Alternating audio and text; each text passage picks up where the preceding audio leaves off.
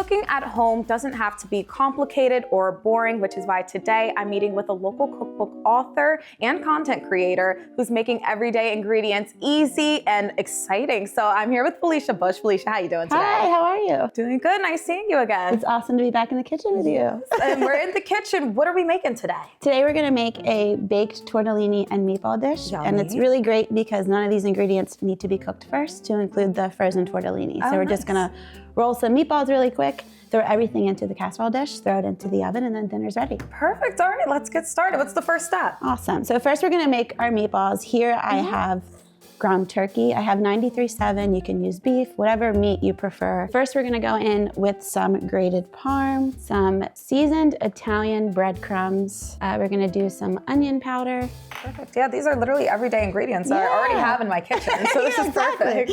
That's what I try to do. We all are busy, so. Yes. And then I'm gonna go in with some fresh parsley. This is probably one of the most important ingredients when it comes to meatballs. It's really gonna add that pop of flavor. Yes. And then we're gonna add 1 egg just to kind of get everything bonded together. Perfect. So I'm just gonna mix this all together. You don't wanna mix too much. Obviously make sure you clean your hands first. Just get everything fully incorporated into the meat, and that way each meatball has some awesome flavor to it. So Felicia, I'm curious, what inspired you to get into cooking and make a cookbook? And I have very vivid memories cooking with my grandmother, with my parents, with my family. So I've just always found it to be a place where everybody can come together. And even if you're cooking for yourself, you know, like I said, we're all busy. And so we kind of tend to fall in that pattern of making the same meals over and over again. And so I just wanted to share that love with the world. That's awesome. Yeah. It's really cool that you offer such a cool resource through this. And like you said, you have it through your cookbook, which you can buy, Plentiful Plates. Yes. Which, what inspired that name? How'd you come up with that? So my friends and family call me Fel. My name's Felicia. So I knew I wanted to have my nickname in there. Of course.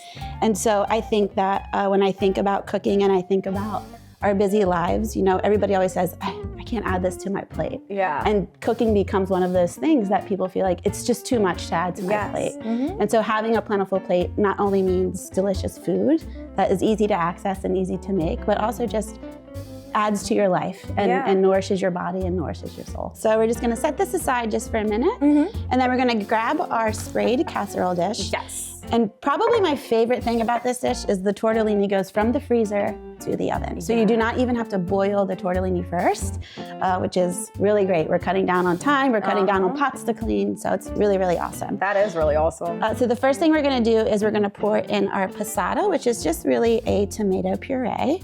You can find this with the rest of the tomato sauces and pasta sauces in the grocery store. Perfect. And then we're gonna pour in some pesto. You can make your own pesto. You can absolutely use jarred pesto. There's nothing wrong with that. And that's gonna help flavor up that passata. Yeah. And then we're gonna add just a little bit of water to kind of thin that out. Okay. Give that a stir.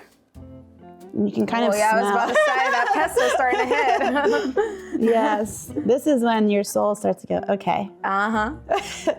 And this is nice because, especially during the busy week, you really can get this together. You could even pre-make this sauce, store it in the fridge when you get home from work, when you get home from your day. Yeah. Use it. You can really start on this dish before dinner time. Yeah. And even if you can't, it's just a couple of minutes to get it together. Yeah. So now that that's mixed, we're gonna pour in our frozen cheese tortellini. You can certainly use meat. You can use whatever type of tortellini you'd like. But we do have meatballs today, so I tend to go with the cheese. Makes sense. Yeah. And then we're just gonna toss this frozen tortellini in the sauce and get ready so it can be a base for our meatballs. And the meatballs are gonna cook right on top of this. So not only are they gonna kind of get that soft but kind of firm oven texture, they're also gonna help us flavor the tortellini as well. Nice. Oh. Yeah. Yes. It's kind of one of those feels like you've been cooking all day or tastes like you've been cooking all day. Yes. But you and I know we've only been in the kitchen for a couple of minutes. Yeah. And no one else needs to know that. Yeah. Except for CoastLife. It's really a perfect all-around meal, especially if you have a big family. Exactly, exactly. All right.